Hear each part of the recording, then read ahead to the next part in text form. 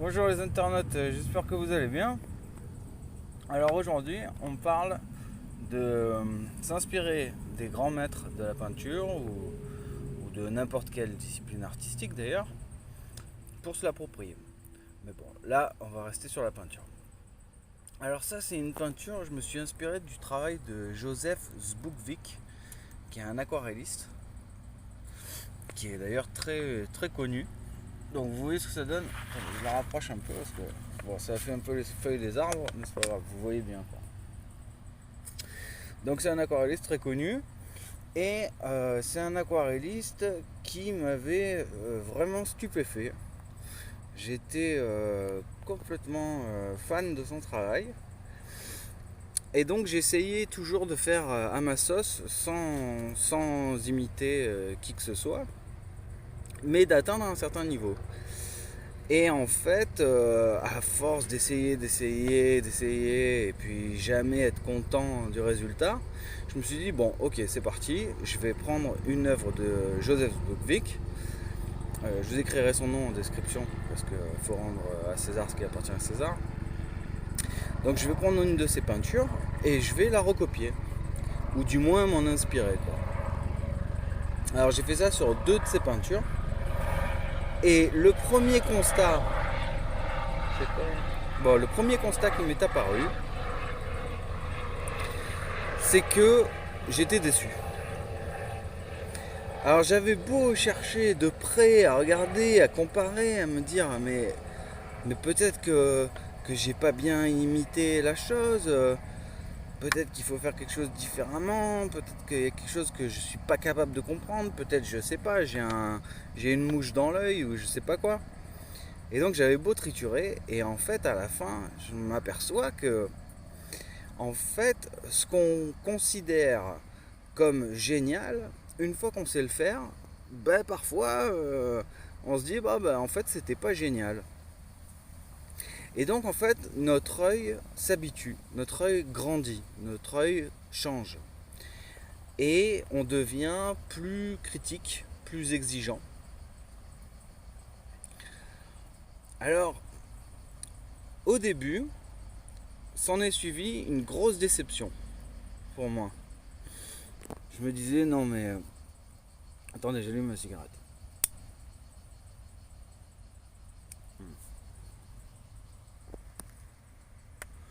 Voilà.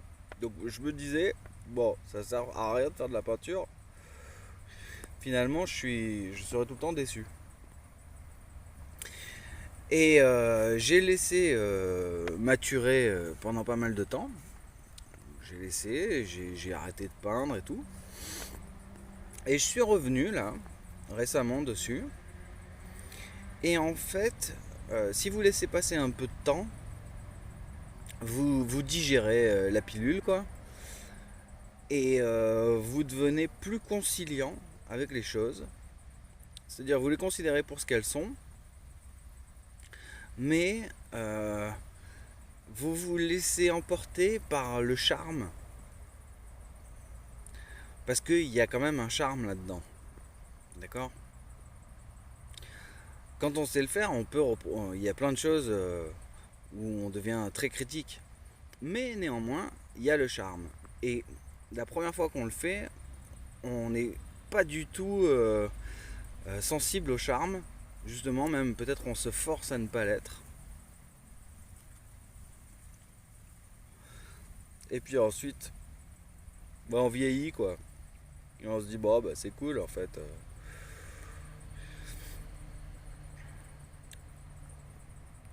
Donc voilà, moi ce que j'ai à vous dire, c'est n'hésitez pas à recopier les œuvres des artistes que vous adorez.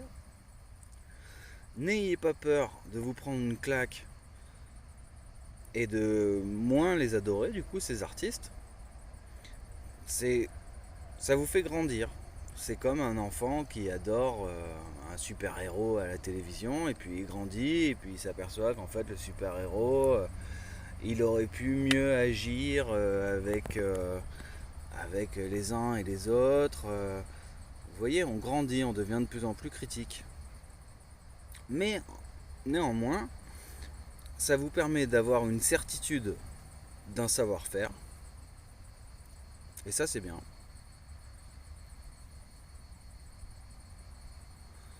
Et puis, je vous dis, après vous devenez plus gentil, quoi. C'est-à-dire que votre quête s'est arrêtée là. Vous savez que vous êtes arrivé au bout de la quête. Alors maintenant, il vous reste plus qu'à vous laisser emporter par le charme. Par exemple, vous voyez ces petits bateaux au loin là. Bon, c'est rien, hein, c'est juste des petites taches de peinture, quoi. Mais justement, c'est charmant. Et au début, on est super critique, on se dit non mais quand même, on voit pas bien les détails. Ou là, ce bateau là, derrière le petit bonhomme, vous voyez, c'est un peu brut, c'est un peu des traits, ça se pose, c'est presque un... Hop, désolé, la vidéo a coupé. Le téléphone n'a pas supporté l'été, et il fait trop chaud pour lui.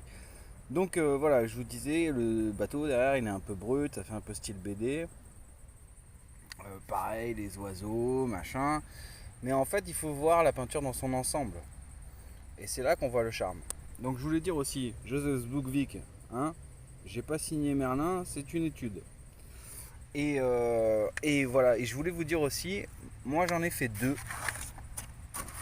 Alors, celle-là, c'est pareil, c'est une peinture de Joseph Boukvik.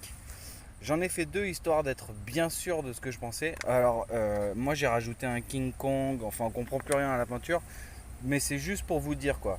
J'en ai fait deux pour gagner en certitude.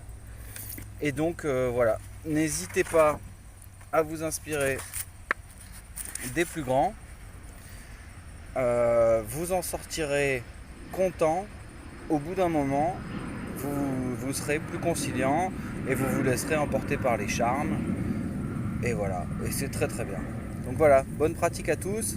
Et félicitations à Joseph Boukvik quand même pour ton travail. Tu as été un super prof.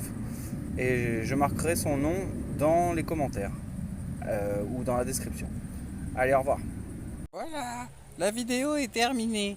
N'oubliez pas que si vous voulez que Merlin se gagne du pognon, grâce à cette vidéo, hein, et grâce à vous du coup, il va falloir que vous appuyiez sur j'aime, que vous mettiez un commentaire, que vous vous abonniez. Et puis, si vous regardez la description de la vidéo, vous avez en dessous, là, dans la description, quoi, vous allez voir les autres trucs que fait Merlin, parce qu'il a d'autres chaînes sur YouTube. Ça peut vous plaire. Et puis, il y aura peut-être aussi, peut-être qu'il va ajouter des bons plans. Bon, ben voilà. Allez, c'est la fin de la vidéo. Salut!